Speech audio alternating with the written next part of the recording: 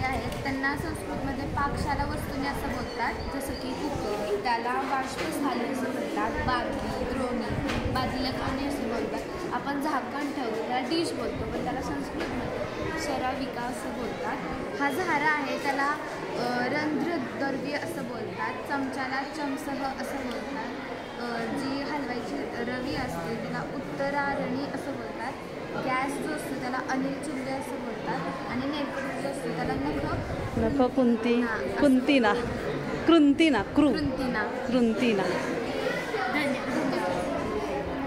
नमस्ते. हे शहर बनवलेलं आहे. शहराला मोठ्याने हां बिल्डिंगला विशाल भवन असं म्हणतात आणि हॉस्पिटलला धन्यवाद. हे मराठी महिने आहेत. संस्कृतमध्ये लिहिले आहे. चैत्र, वैशाख, ज्येष्ठ, आषाढ असे सगळे महिने लिहिले आहेत. त्यापुढं विसर्ग लागतो. आणि ही संस्कृतमधली रोजच्या वापरातली क्रियापदं आहेत ती विभक्तीनुसार लावलेली आहेत. जसं की ध्यायतः, ध्यायन्ति, ध्यायसि, ध्यायथ, ध्यायथ, ध्यायामि, ध्यायम, ध्यायम अशी सगळी क्रियापदं लावलेली. जे स्वयंपाकघरामध्ये जी वस्तू वापरल्या जातात त्याला काय म्हणायचं? त्याला अनुकम म्हणायचं. लसूणला लसूण म्हणायचं. कांद्याला पलांडू म्हणायचं. मिरचीला मरीचिका आणि काळी मिरीला मरीचह आणि लवंगाला लवंग. परिसरात ज्या वस्तू असतात त्यांचं आहे. तर आता घराला गृहम असं म्हणतात. जी खालची दिशा असते त्याला अधः असं म्हणतात. वरची दिशा असते त्याला उपरी असं म्हणतात. वृक्ष म्हणजे झाड, पृष्ठतः म्हणजे डोंगर किंवा पर्वत आणि दक्षिणतः म्हणजे दक्षिण दिशा. आणि क्रियापदांची विभक्ती प्रत्यय आहे. जसं की धावती, हसती, नृत्यती, पठती, गच्छाम, अगच्छती, खेळती, खादती. संस्कृतमध्ये घड्याळाला घटी म्हणतात. ही घड्याळाची काही उदाहरणे म्हणजे 8:20 म्हणजे दिवशत्याधिक अष्टवादनम, 12:10 कमी दशवनं, द्वादशवादनम. ही संस्कृतची काही क्रियापदे. हॅलो, आपण आपल्या जी परिसरात जी वाहनं असतात त्या वाहनांना संस्कृतमध्ये काय म्हणतात? म्हणजे एक्झाम्पल बसला आपण लोकयानं असं संस्कृतमध्ये म्हणतो. त्याच्यानंतर बोटला नौका असं म्हणतो. माझं नाव आहे नम्रता महेंद्र भोसले. मी रंगांची संस्कृतमध्ये नावं लिहिलेली आहेत. केसरी रंगाला केसर वर्ण असं म्हणतात. काळ्या रंगाला कृष्ण असं म्हणतात. लाल रंगाला रक्त असे म्हणतात. आणि पोपटी रंगाला शुकहरित असं म्हणतात. तपकिरी रंगाला घुसर असे म्हणतात. आणि हिरव्या रंगाला हरित असे म्हणतात.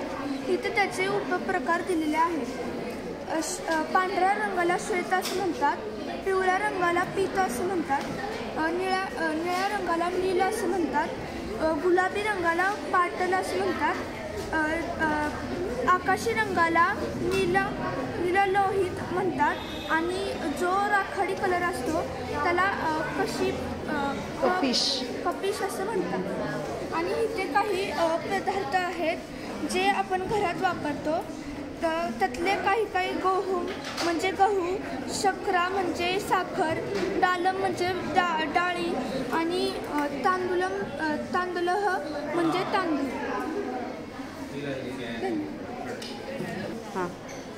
ही आपल्या दररोजच्या वापरातील वस्तू आहेत ज्यांची नावे संस्कृतमध्ये दिली आहेत. आपण नेहमी या वस्तू वापरतो पण याची आपल्याला संस्कृतमध्ये नावे माहिती नसतात.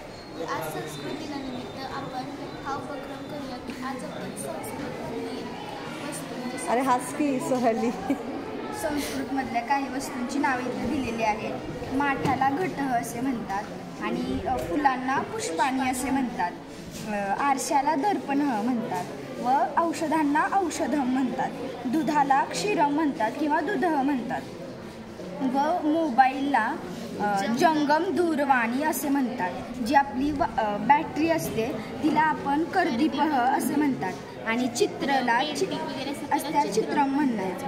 आणि त्याच्यानंतर नानकम असे म्हणतात आणि कात्रीला करतरी असे म्हणतात. छान.